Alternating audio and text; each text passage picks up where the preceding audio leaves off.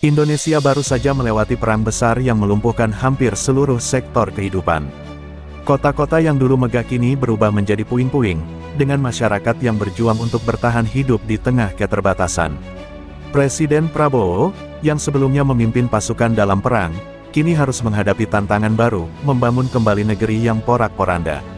Namun, belum sempat stabilitas dipulihkan, kekacauan mulai muncul di berbagai wilayah. Kelompok-kelompok preman yang sebelumnya bersembunyi kini mulai keluar dari bayang-bayang, menguasai daerah-daerah yang kehilangan perlindungan militer. Di tengah kekacauan itu, muncul nama yang mulai ditakuti di jalanan Tarman Gondrong. Ia bukan hanya seorang preman biasa, tetapi seorang pemimpin kriminal yang kejam, dengan jaringan yang luas dan taktik yang licik. Dalam waktu singkat, kelompoknya berhasil menguasai beberapa kota besar, menjarah sumber daya, dan membentuk pemerintahan bayangan. Para pejabat yang tersisa mulai ketakutan, sementara rakyat terjebak dalam ketidakpastian. Prabowo menyadari bahwa ancaman ini bisa lebih berbahaya daripada perang sebelumnya, karena musuh kali ini tidak hanya datang dari luar, tetapi juga dari dalam negeri sendiri. Dengan sumber daya yang terbatas, Prabowo segera mengadakan rapat darurat dengan sisa kabinetnya. Ia harus memutuskan langkah cepat untuk mengatasi ancaman ini sebelum situasi semakin tak terkendali. Namun, masalahnya tidak sesederhana itu. Banyak anggota pemerintah yang mulai meragukan kemampuannya untuk menangani krisis ini. Beberapa bahkan mempertimbangkan untuk mundur, meninggalkan Prabowo dalam situasi yang semakin pelik.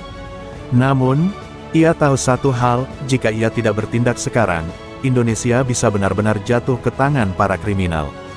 Di sebuah markas rahasia yang tersembunyi di bawah reruntuhan sebuah gedung tua, Tarman Gondrong duduk di atas singgasananya yang terbuat dari tumpukan peti amunisi. Di sekelilingnya, para pengikutnya, preman, tentara bayaran, dan politisi korup, berkumpul, menunggu instruksi. Ia bukan sekadar kriminal biasa. Sebelum perang, ia adalah dalang dari berbagai jaringan kejahatan yang mengendalikan perdagangan senjata dan narkotika. Saat perang berlangsung, ia melihat celah untuk mengambil alih, dan kini, dengan pemerintahan yang lemah, ia berambisi menjadi penguasa sejati Indonesia. Tarman tidak bekerja sendirian. Ia memiliki hubungan dengan kelompok-kelompok internasional yang berkepentingan dalam kekacauan Indonesia. Dengan dana besar dan senjata canggih yang dipasok oleh pihak asing, ia dengan cepat memperluas pengaruhnya. Kota-kota yang dulunya dikuasai pemerintah kini berada di bawah kendalinya. Ia menanam mata-mata di dalam tubuh pemerintahan, menyuap pejabat, dan mengintimidasi siapa saja yang berani melawannya. Para rakyat jelata tidak punya pilihan selain tunduk atau mati. Ketika nama Tarman Gondrong mulai menghantui setiap pembicaraan, Prabowo menyadari bahwa ini bukan sekadar gerakan kriminal biasa. Ini adalah ancaman yang bisa menggulingkan pemerintahan yang sah. Ia segera menginstruksikan pasukan khususnya untuk mengumpulkan intelijen tentang operasi Tarman. Namun, sebelum informasi lebih dalam bisa dikumpulkan, serangan pertama pun terjadi, dan itu lebih besar dari yang diperkirakan. Malam itu, Jakarta berubah menjadi lautan api. Ledakan demi ledakan mengguncang pusat kota, menghancurkan beberapa gedung pemerintahan yang tersisa. Dalam hitungan menit, kota yang berusaha bangkit dari kehancuran kembali jatuh ke dalam kekacauan. Serangan ini dilakukan oleh kelompok Tarman Gondrong dengan strategi yang matang. Mereka tidak hanya menghancurkan fasilitas vital, tetapi juga menyerang titik-titik komunikasi, membuat pasukan pemerintah kehilangan koordinasi. Kepanikan menyebar di antara masyarakat, dan dalam kekacauan itu, banyak yang mulai kehilangan harapan terhadap kepemimpinan Prabowo. Di Istana Negara, Prabowo dengan tenang mendengarkan laporan dari para jenderalnya. Serangan ini lebih dari sekadar aksi premanisme biasa, ini adalah deklarasi perang terhadap pemerintahannya. Dengan sumber daya yang tersisa, Prabowo segera mengerahkan pasukan elit untuk mengamankan pusat pemerintahan dan mengevakuasi warga sipil. Namun, ketika pasukannya bergerak, mereka mendapati bahwa kelompok Tarman telah menguasai beberapa titik strategis di kota. Mereka bukan hanya kelompok preman jalanan, tetapi pasukan yang terlatih dan dipersenjatai dengan baik. Sementara itu, di balik layar, Tarman Gondrong tersenyum puas. Serangan ini hanyalah awal dari rencana besarnya. Ia tahu bahwa Prabowo akan melawan, tetapi ia juga tahu bahwa pemerintahan saat ini sedang dalam kondisi terlemah. Dengan dukungan dari tokoh-tokoh bayangan yang menginginkan kekacauan, ia yakin bahwa waktunya untuk berkuasa sudah dekat. Malam itu, Indonesia tidak hanya menghadapi ancaman kriminal biasa, negara sedang berada di ambang kudeta oleh kelompok yang bergerak di bawah bayang-bayang. Setelah serangan besar itu, Prabowo tahu bahwa ia tidak bisa bertindak gegabah. Ia membutuhkan informasi yang akurat tentang siapa yang berada di balik serangan ini dan bagaimana mereka bisa bergerak begitu cepat. Maka, ia memanggil salah satu agen intelijennya yang paling terpercaya, seorang pria dengan nama Sandi Garuda Hitam. Garuda adalah mantan anggota pasukan khusus yang telah bekerja di dunia intelijen selama bertahun-tahun, menyusup ke berbagai organisasi kriminal dan jaringan teroris. Jika ada seseorang yang bisa mengungkap rencana Tarman Gondrong, maka itu adalah dia.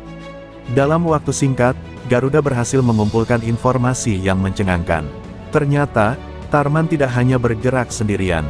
Ia memiliki koneksi dengan jaringan kriminal internasional dan didanai oleh pihak-pihak asing yang menginginkan ketidakstabilan di Indonesia. Bahkan lebih mengkhawatirkan lagi, beberapa tokoh penting di pemerintahan diduga telah bersekongkol dengannya, membocorkan informasi strategis dan melemahkan sistem pertahanan dari dalam. Ini berarti, sebelum Prabowo bisa menghadapi Tarman secara langsung, ia harus membersihkan lingkaran kekuasaannya sendiri. Dengan laporan dari Garuda Hitam di tangannya, Prabowo menyadari bahwa pertarungan ini lebih kompleks dari yang ia bayangkan. Ia tidak bisa hanya mengandalkan kekuatan militer, tetapi juga strategi intelijen dan diplomasi. Langkah pertama yang harus diambil adalah mengidentifikasi siapa saja yang berkhianat di dalam pemerintahan. Namun, sebelum ia bisa bergerak lebih jauh, sebuah kabar mengejutkan datang. Tarman Gondrong telah mengirim pesan langsung kepadanya. Sebuah undangan untuk bertemu, tatap muka. Di ruang konferensi bawah tanah yang tersembunyi di Kompleks Istana Negara, Prabowo duduk mengelilingi meja bundar bersama para jenderalnya dan tim intelijen. Diskusi berlangsung tegang. Undangan dari Tarman Gondrong bisa menjadi jebakan, tetapi juga peluang untuk memahami niat musuh lebih dalam. Setelah mempertimbangkan berbagai risiko, Prabowo akhirnya memutuskan untuk menerima tantangan itu. Namun, ia tidak akan datang sendirian. Ia menyiapkan tim elit kecil yang akan mengawalnya secara diam-diam, memastikan jika ada sesuatu yang salah, mereka bisa bertindak cepat. Pertemuan itu berlangsung di sebuah gudang tua di pinggiran kota.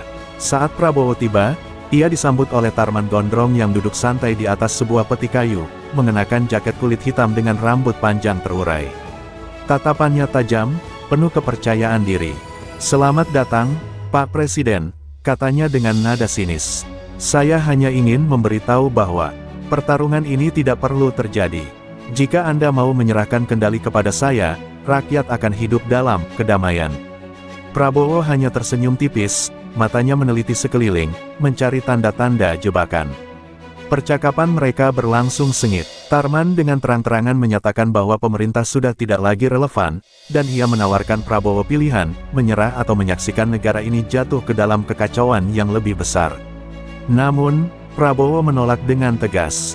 Indonesia tidak akan dipimpin oleh seorang bandit, katanya. Namun, sebelum pertemuan itu berakhir, salah satu pengawal Prabowo menerima pesan darurat. Markas militer di pusat kota sedang diserang. Itu adalah sinyal bahwa Tarman hanya ingin mengalihkan perhatian mereka. Dengan segera, Prabowo dan timnya meninggalkan tempat itu, bersiap untuk menghadapi pertempuran yang lebih besar. Prabowo segera kembali ke markas, hanya untuk menemukan bahwa situasi lebih buruk dari yang mereka bayangkan. Serangan di pusat kota hanyalah pengalih perhatian. Ancaman sesungguhnya datang dari perbatasan kota, di mana kelompok Tarman Gondrong telah mengepung sebuah pangkalan militer utama. Pasukan Prabowo segera bergerak untuk membantu, tetapi di tengah perjalanan, mereka menyadari bahwa mereka sedang berjalan masuk ke dalam jebakan. Konvoi yang membawa pasukan elit Prabowo tiba-tiba dihujani tembakan dari berbagai arah. Mereka telah dikepung oleh pasukan bayangan Tarman yang bersembunyi di reruntuhan kota. Suara tembakan menggema di udara, membuat pertempuran pecah di tengah jalanan yang gelap dan berdebu. Prabowo, yang berada di kendaraan lapis baja, langsung memberikan perintah untuk bertahan. Ini bukan hanya baku tembak biasa, ini adalah perang gerilya di dalam kota, di mana setiap sudut bisa menjadi perangkap mematikan. Namun, Prabowo bukanlah pemimpin yang mudah dipermainkan. Dengan pengalaman bertahun-tahun dalam militer, ia dan timnya mulai mengubah strategi. Menggunakan taktik gerilya, mereka melawan dengan cerdik, memanfaatkan setiap celah untuk membalikkan keadaan. Sedikit demi sedikit, pasukan Tarman mulai terdesak. Namun, tepat saat mereka hampir memenangkan pertempuran, sebuah informasi mengejutkan datang, salah satu anggota kabinet Prabowo telah diculik. Ini bukan lagi sekadar perang jalanan, tetapi permainan psikologis yang lebih dalam. Setelah berhasil keluar dari jebakan di perbatasan, Prabowo kembali ke pusat komando dengan wajah yang tegang.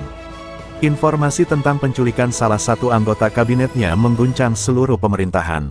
Orang yang diculik adalah Jenderal Wiratama, Menteri Pertahanan yang selama ini menjadi tangan kanan Prabowo dalam menghadapi ancaman Tarman Gondrong.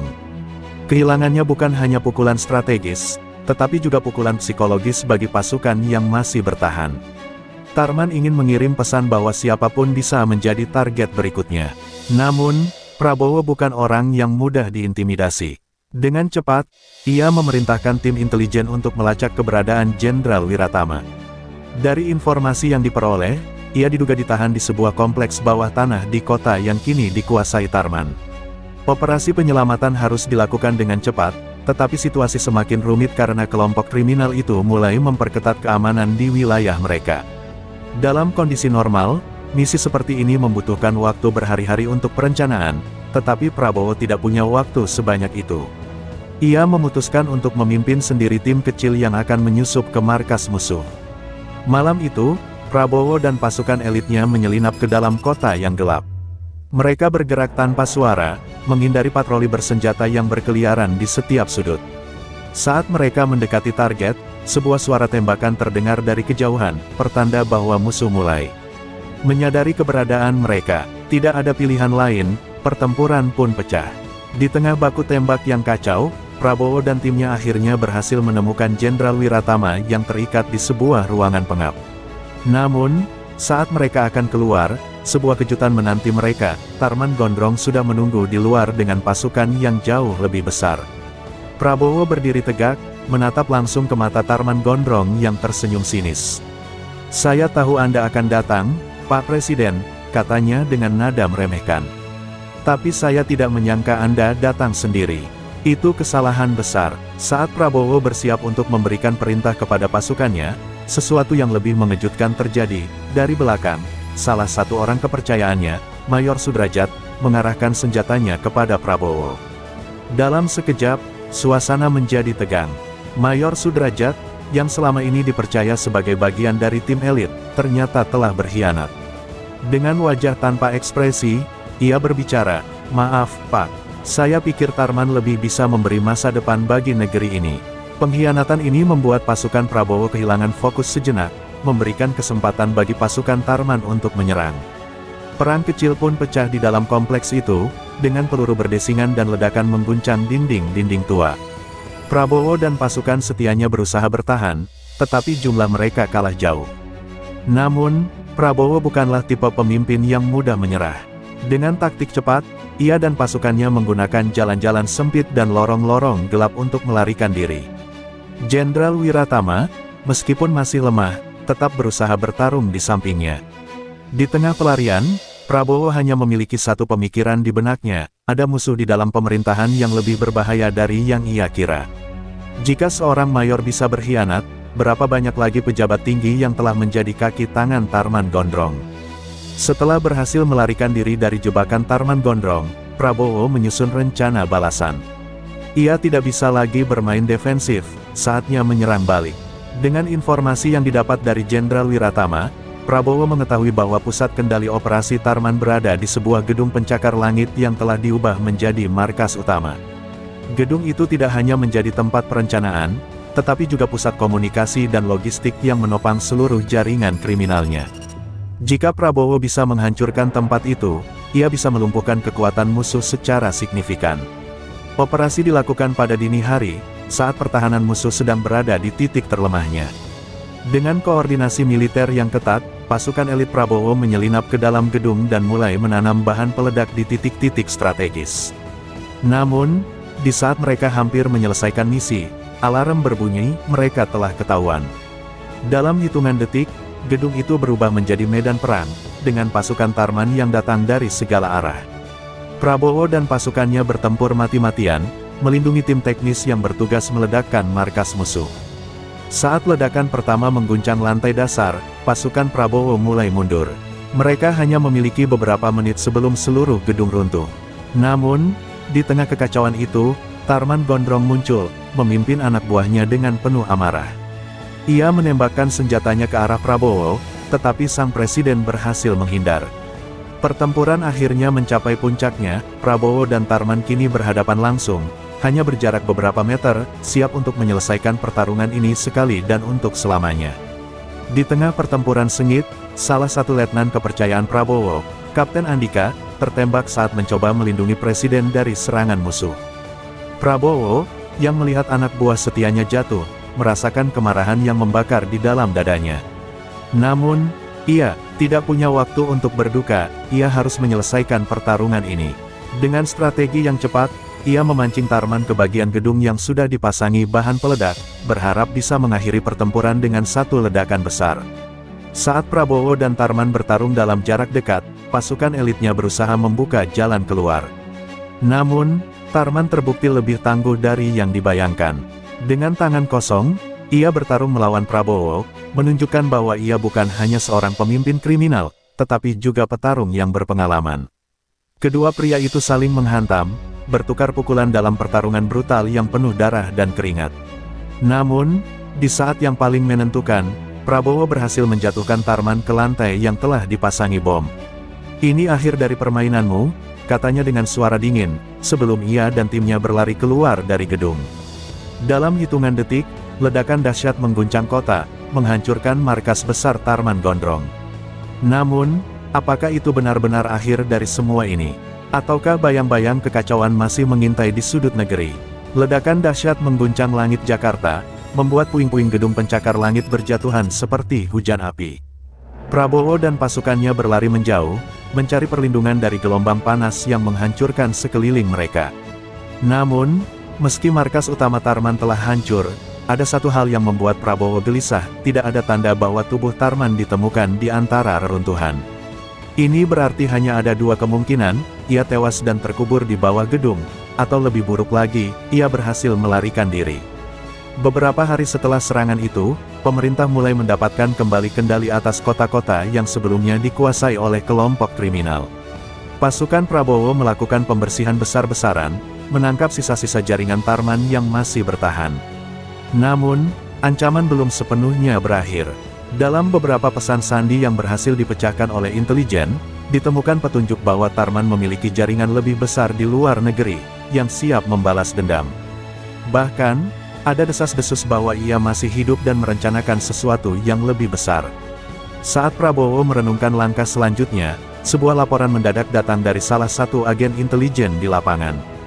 Di sebuah wilayah terpencil di luar Jakarta, ada aktivitas mencurigakan, sekelompok pria bersenjata terlihat bergerak menuju sebuah lokasi rahasia yang diyakini sebagai tempat persembunyian Tarman. Tanpa ragu, Prabowo memerintahkan operasi baru untuk memastikan apakah ancaman ini benar-benar telah berakhir, atau justru baru saja dimulai kembali. Tim elit Prabowo bergerak cepat ke lokasi yang dicurigai, sebuah kawasan hutan lebat di pinggiran Jawa Barat yang dikenal dengan nama Hutan Hitam. Wilayah ini terkenal angker dan sulit dijangkau, menjadikannya tempat sempurna bagi seseorang yang ingin bersembunyi. Dengan bantuan satelit dan drone, mereka melacak pergerakan kelompok bersenjata yang diyakini sebagai sisa pasukan Tarman. Malam itu, operasi penyergapan dilakukan. Pasukan elit menyelinap melalui pepohonan, bergerak dalam formasi taktis untuk menghindari jebakan musuh. Namun, begitu mereka mendekati lokasi persembunyian, mereka langsung diserang dari berbagai arah. Baku tembak pun pecah di antara pepohonan gelap, suara peluru menembus udara dingin. Dalam kekacauan itu, Prabowo tetap memimpin dari garis depan, memastikan timnya tidak kehilangan arah. Saat pertempuran semakin sengit, Prabowo akhirnya melihat sosok yang sudah lama ia buru, Tarman Gondrong. Meski wajahnya dipenuhi luka dan tubuhnya kotor oleh debu peperangan, ia masih berdiri tegak dengan pistol di tangan. "Aku sudah bilang, Pak Presiden, aku tidak akan kalah semudah itu," katanya dengan seringai liar. Namun, kali ini, Prabowo tidak akan membiarkan musuhnya lolos lagi. Di tengah hutan yang gelap dan sunyi, Prabowo dan Tarman akhirnya berhadapan satu lawan satu. Keduanya melempar senjata mereka ke tanah, memilih menyelesaikan pertempuran ini dengan tangan kosong. Ini bukan lagi sekadar pertarungan fisik, ini adalah pertarungan kehendak, antara seorang pemimpin yang ingin menyelamatkan bangsanya dan seorang kriminal yang ingin menghancurkannya. Pukulan pertama datang dari Tarman, cepat dan brutal, namun Prabowo berhasil menghindarinya. Mereka bertarung dengan intens, saling melempar serangan tanpa ampun. Darah mulai mengalir dari luka-luka di wajah dan tubuh mereka, tetapi tidak ada yang mundur. Setiap serangan yang dilancarkan bukan hanya soal kekuatan, tetapi juga tentang keyakinan. Prabowo berjuang demi masa depan Indonesia, sementara Tarman bertarung untuk mempertahankan ambisinya yang sia-sia. Pertarungan itu berlangsung lama, hingga akhirnya Prabowo berhasil menjatuhkan Tarman ke tanah dengan satu pukulan terakhir yang menghantam tepat di rahangnya. Dengan napas tersengal, Prabowo berdiri di atas tubuh musuh bebuyutannya, menatapnya dengan mata penuh ketegasan. Indonesia bukan milikmu, dan tidak akan pernah jadi milikmu, katanya. Tanpa banyak bicara lagi, ia mengangkat pistolnya dan mengakhiri pertempuran itu dengan satu tembakan yang menggema di seluruh hutan. Kematian Tarman Gondrong menjadi titik balik bagi Indonesia. Tanpa pemimpin mereka, jaringan kriminal yang selama ini menguasai negeri mulai runtuh.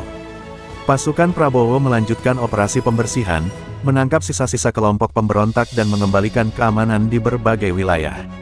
Untuk pertama kalinya setelah sekian lama, rakyat mulai merasakan harapan kembali. Namun, kemenangan ini bukan tanpa pengorbanan. Banyak prajurit yang gugur dalam pertempuran, termasuk beberapa orang kepercayaan Prabowo. Saat pemakaman para pahlawan diadakan, Prabowo berdiri di barisan depan, memberikan penghormatan terakhir kepada mereka yang telah berjuang demi tanah air. Mereka tidak mati sia-sia, katanya dalam pidatonya. Mereka adalah pahlawan sejati yang telah mengorbankan segalanya demi bangsa ini. Kini, dengan ancaman terbesar telah disingkirkan, tugas besar menanti Prabowo membangun kembali negeri ini. Tantangan baru akan terus muncul, tetapi satu hal yang pasti, Indonesia tidak akan lagi hidup dalam bayang-bayang ketakutan. Dengan tekad yang lebih kuat dari sebelumnya, Prabowo bersumpah untuk membawa negara ini menuju masa depan yang lebih cerah. Beberapa bulan setelah kemenangan atas Tarman Gondrong, Indonesia mulai bangkit dari kehancuran. Proyek rekonstruksi dijalankan di berbagai wilayah, dan pemerintahan kembali stabil di bawah kepemimpinan Prabowo. Namun, tantangan belum sepenuhnya berakhir. Ada pihak-pihak yang masih mencoba menggoyang kestabilan negara, dan Prabowo harus tetap waspada. Dengan dukungan dari rakyat dan pasukannya, Prabowo melanjutkan misinya untuk membangun Indonesia yang lebih kuat dan berdaulat. Reformasi besar-besaran dilakukan dalam sistem pemerintahan dan militer, memastikan bahwa kejadian seperti ini tidak akan pernah terulang lagi. Di tengah semua ini, Prabowo menyadari satu hal penting, perjuangan tidak pernah benar-benar berakhir. Akan selalu ada ancaman, tetapi selama masih ada orang yang berani berjuang, Indonesia tidak akan pernah jatuh. Malam itu, Prabowo berdiri di atas balkon Istana Negara, menatap bintang-bintang di langit. Ia tahu bahwa perjalanan masih panjang, tetapi untuk pertama kalinya dalam sekian lama, ia merasakan ketenangan. Perang ini telah berakhir, tetapi perjuangan untuk menjaga negeri tetap berdiri akan terus berlanjut. Dengan hati yang penuh keyakinan, ia bersumpah untuk terus melindungi Indonesia, apapun yang terjadi. Dengan berakhirnya era Tarman Gondrong, Indonesia memasuki babak baru dalam sejarahnya. Keamanan yang selama ini terancam mulai pulih, dan harapan kembali tumbuh di hati rakyat. Namun, Prabowo tahu bahwa perjuangan belum sepenuhnya selesai. Tantangan baru akan terus muncul, baik dari dalam maupun luar negeri. Stabilitas yang telah diperjuangkan dengan darah dan air mata harus terus dijaga, dan itulah tanggung jawab yang kini berada di pundaknya sebagai pemimpin bangsa. Dalam perjalanan kembali ke Istana Negara, Prabowo merenungkan semua yang telah terjadi. Ia kehilangan banyak sahabat dan prajurit setia, tetapi pengorbanan mereka tidak sia-sia. Setiap darah yang tertumpah adalah harga yang dibayar untuk kemerdekaan sejati. Ia sadar bahwa kepemimpinan bukan hanya tentang memenangkan perang, tetapi juga tentang membangun masa depan yang lebih baik. Dan itulah yang akan ia lakukan, mengembalikan kejayaan Indonesia, memastikan bahwa generasi mendatang tidak lagi hidup dalam ketakutan. Di malam yang tenang itu, ia berdiri di depan bendera merah putih yang berkibar gagah. Ia mengepalkan tangan, bersumpah dalam hati untuk tidak pernah membiarkan negeri ini jatuh ke tangan mereka yang ingin menghancurkannya. Indonesia telah melewati badai, dan kini saatnya untuk bangkit lebih kuat dari sebelumnya. Prabowo menunjukkan bahwa seorang pemimpin sejati bukan hanya mereka yang duduk di kursi kekuasaan, tetapi mereka yang berani turun langsung ke medan pertempuran, melindungi rakyatnya dengan nyawa sekalipun. Kepemimpinan yang kuat tidak hanya datang dari strategi, tetapi juga dari keberanian dan pengorbanan. Dalam perjalanan hidup, selalu ada orang-orang yang setia dan mereka yang berkhianat. Mayor Sudrajat adalah contoh bahwa bahkan orang yang paling dipercaya bisa berubah haluan. Namun, di sisi lain, kesetiaan Jenderal Wiratama dan pasukan Prabowo membuktikan bahwa harapan selalu ada bagi mereka yang tidak menyerah. Tarman Gondrong mungkin memiliki kekuasaan dan kekuatan besar, tetapi pada akhirnya, kejahatan selalu menemui kehancurannya sendiri. Tidak peduli seberapa kuat seseorang berusaha mengendalikan dunia dengan kekerasan dan ketakutan, keadilan akan selalu menemukan jalannya. Meskipun Tarman telah dikalahkan, perjuangan untuk menjaga negara tetap stabil akan terus berlanjut. Ini mengajarkan bahwa kemenangan bukanlah akhir dari segalanya, tetapi awal dari tanggung jawab yang lebih besar.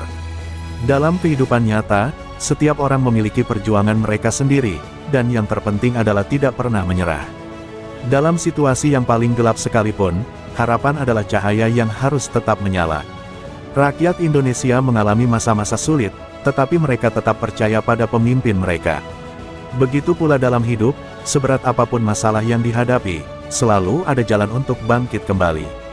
Dengan ini, kisah perjuangan Prabowo melawan ancaman dalam negeri berakhir, tetapi semangatnya akan terus hidup dalam setiap pemimpin dan rakyat yang mencintai bangsa ini. Indonesia tidak akan jatuh, selama masih ada orang-orang yang berani berjuang demi negeri ini.